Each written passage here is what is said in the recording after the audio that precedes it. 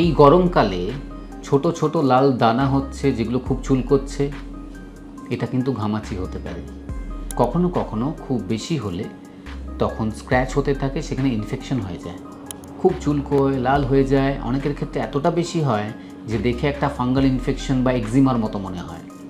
তাই এই ঘামাচির সমস্যা যদি রয়েছে, ইগনোর না করাই ভালো। যারা অ্যাথলিট, অনেকক্ষণ গরমে প্যাচপ্যাচে জায়গায় ওনাদেরকে খেলার কাজ করতে হয় বা খেলতে হয়, তাদের ক্ষেত্রে ট্রিটমেন্টটা কী হবে? এই গরমকালে ছোট ছোট লাল দানা হচ্ছে যেগুলো খুব চুলকোচ্ছে, এটা কিন্তু ঘামাচি হতে পারে। ঘামাচি একটা বড় সমস্যা। সঠিক নিয়ম জানা না থাকলে আপনিও অনেকগুলো ভুল করতে পারেন। সেই ভুলগুলো যাতে না হয় তার জন্য আজকের ভিডিওটা। আমি doctor Surajit Garai, consultant dermatologist, ঘামাচি নিয়ে আপনাদের বলবো। ঘামাচি, যেটাকে আমরা সায়েন্টিফিক্যালি মিলিয়ারিয়া বলি, কমনলি ইংলিশে প্রিকলি হিটও বলা হয়, এটা কেন হয়?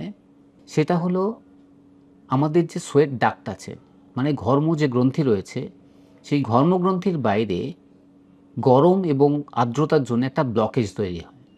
তো ঘাম বাইরে আসতে পারে না চামড়ার এবং ভেতরে জমে যায়।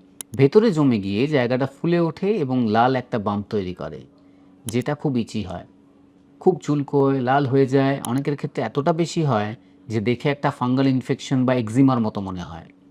তাই এই ঘামাচির সমস্যা যদি রয়েছে, ইগনোর না করাই ভালো। কাদের বেশি হয়? বাচ্চাদের ক্ষেত্রে, কারণ বাচ্চারা সেলফ কেয়ার করতে পারে না, ঘামও একটু বেশি হয়। এছাড়া বয়স্ক মানুষ যারা বেডরিডেন, নিজেদের কেয়ার কম করতে পারেন, বিছানায় শুয়ে আছেন, রেগুলার ঠান্ডা জায়গায় থাকেন না, চান করা হয় না, অথবা যাদেরকে আউটডোর ওয়ার্ক করতে হয়, রোদে রোদে কাজ করতে হয়, বা যারা অ্যাথলিট, অনেকক্ষণ গরমে প্যাচপ্যাচে জায়গায় ওনাদেরকে খেলার কাজ করতে হয় বা খেলতে হয়, তাদের ক্ষেত্রে ট্রিটমেন্টটা কী হবে? খুব সহজ, যদি বোঝা যায় ব্যাপারটা। এটা হচ্ছে গরমের জন্যে, তাহলে আমরা চেষ্টা করব কুলিং মেজার্স। তার মানে হলো দিনে দুবার স্নান করা, মাঝে মাঝে ঠান্ডা গামছা বা ঠান্ডা জল দিয়ে ভিজিয়ে নেওয়া গাটাকে বা মুছে নেওয়া। যদি সম্ভব হয় দুপুরবেলা রোদটা 12 থেকে 4টে, এই সময়টা একটু এসিতে থাকা এবং একটু লুজ ক্লোথস পরা। খুব টাইট ফিটিং পরলে ঘাম আরও বেশি জমবে, সমস্যা বাড়বে। গরমকালটা একটু লুজ জামাকাপড় পরবো। আর যে ভুলটা করব না সেটা হলো গিয়ে পাউডার দেব না। পাউডার দিলে কি হবে? যে ডাক্টগুলো বন্ধ হয়ে গেছিলো সেখানে পাউডার ঢুকে আরও বন্ধ হবে। তাই পাউডার অ্যাকচুয়ালি কিন্তু ঘামাচি বাড়াতে পারে, ঘামাচি কমায় না। এটা ভুল ধারণা। অনেক সময় ঘামাচি অটোমেটিক্যালি একটু কমে আসে বলে আগে মনে করা হতো পাউডার দিলে লাভ হয়। তাই পাউডার না দেওয়াই ভালো। ঘামাচির ক্ষেত্রে যদি আমরা ঠান্ডায় থাকতে পারি, ঠান্ডা রাখতে পারি, মোস্ট অফ দ্য কেসেসে ঘামাচি কন্ট্রোল করে নেওয়া যায়।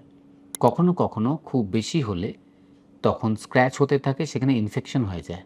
সেক্ষেত্রে, বা যদি কন্ট্রোল না হচ্ছে, তাহলে সেই ক্ষেত্রে আপনারা ডেফিনেটলি একজন ডার্মাটোলজিস্ট দেখান। তিনি এটা আপনাদেরকে বুঝিয়ে বলবেন এবং যা ট্রিটমেন্ট লাগে সেগুলো দেবেন এবং ঘামাচি কন্ট্রোল হয়ে যাবে। এরকম আরও অনেক হেলথ রিলেটেড টপিক যদি জানতে হয়, তাহলে এই চ্যানেলটা সাবস্ক্রাইব করুন, হেলথ ইনসাইট, এবং যাদের প্রয়োজন তাদের সঙ্গে শেয়ার করুন। আর যদি কোনো টপিক ভিডিও করার প্রয়োজন পড়ে, কমেন্ট করে জানান, সেই টপিকের উপর আমরা ভিডিও করার চেষ্টা করব। Thank you.